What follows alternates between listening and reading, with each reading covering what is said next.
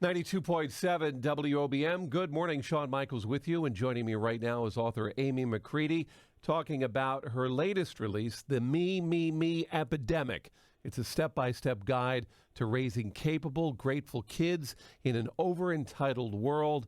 Parenting expert Amy McCready offers 35 proven tools to derail the entire entrailment train so that many kids who are riding that can help their parents to raise children to become more confident, resilient, and successful. Boy, you got a lot of work on your hands. Amy, good morning.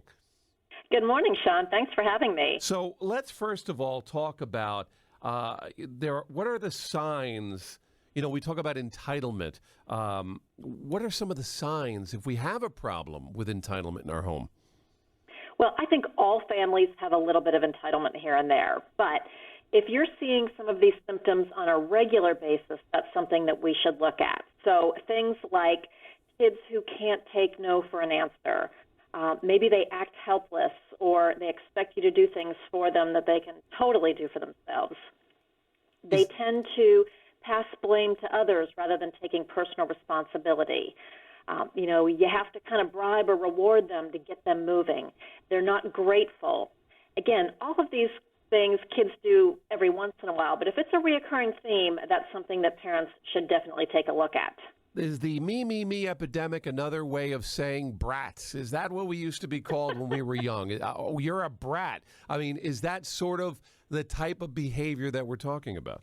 Well, I hate to use that term because it sounds so negative, but yes. And in fact, that's why I wrote this book, because I kept hearing from parents over and over again. They would say that, spoiled brat, or isn't grateful. I kept hearing these, examples over and over again. So entitlement isn't a real disease. It's not in kids' DNA, but it does feel like it's reaching epidemic proportions. And that's why I hope the tools in this book will really help parents with that. It's a real awkward situation when you're out and you're with a friend, an adult who has their kids with them there, and they act this way.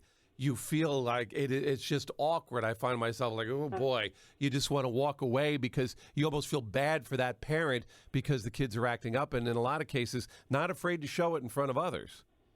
Absolutely, and that parent is just dying inside. Mm-hmm. But kids know that when they're out in public, that's when their parents are most vulnerable, and that's when they can really act up and push buttons and exert their power.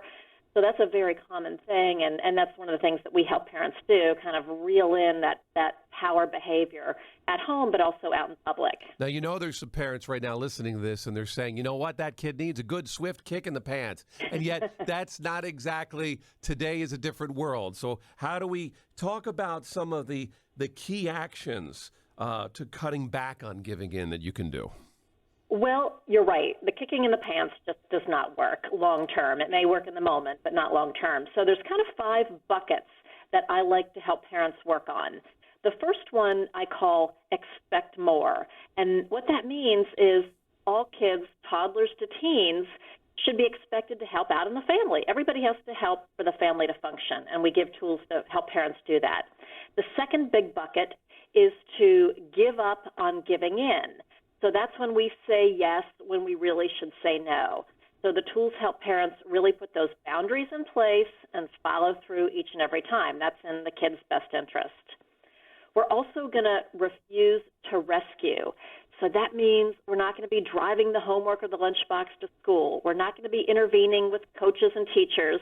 We're going to let kids step up, take responsibility, and experience the natural consequences of their actions. The fourth area is the whole financial piece. We're going to shut down the ATM. We're going to teach kids how to manage money, spending, saving, giving, having expenses that they're responsible for. Our goal is when your child leaves home for high school or their first job, the military, that they're competent in financial matters. And then the last bucket is uncentering their universe. So it's not about me.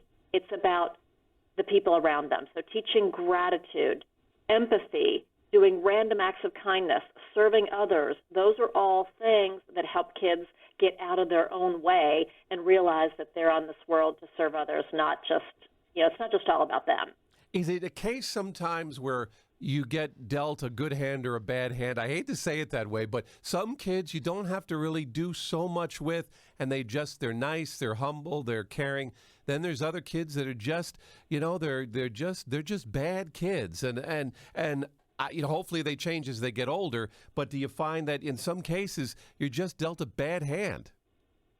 I don't think so. I think that we are dealt maybe kids who are more powerful than others. Okay, all right. And, all of us are wired for a need for power, kids and adults. And some kids and adults have a bigger power bucket, if you will. Yeah. But we can channel that power in more positive ways. All kids can be capable, grateful, empathetic, responsible, resilient young people if we have the right tools to kind of guide them in that way. And I guess that's where we as parents have to really make sure we play our cards right, because how we handle maybe them being a little more powerful than others may determine how they react or how they end up, assimilating with all this, So we've got to do our work as parents, too. Real quick, I wanted to ask you this question because I think it's different now than it was for our parents and our generation.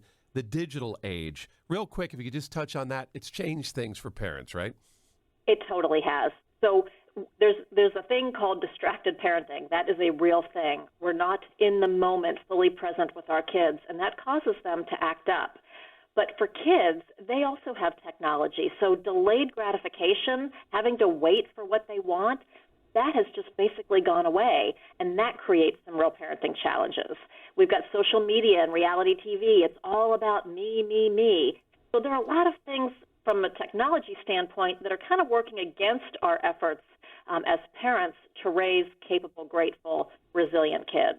The book has been featured on the Today Show. It's the Me Me Me Epidemic. Amy McCready. The book is available Amazon.com. Also, how about your website? Give that out.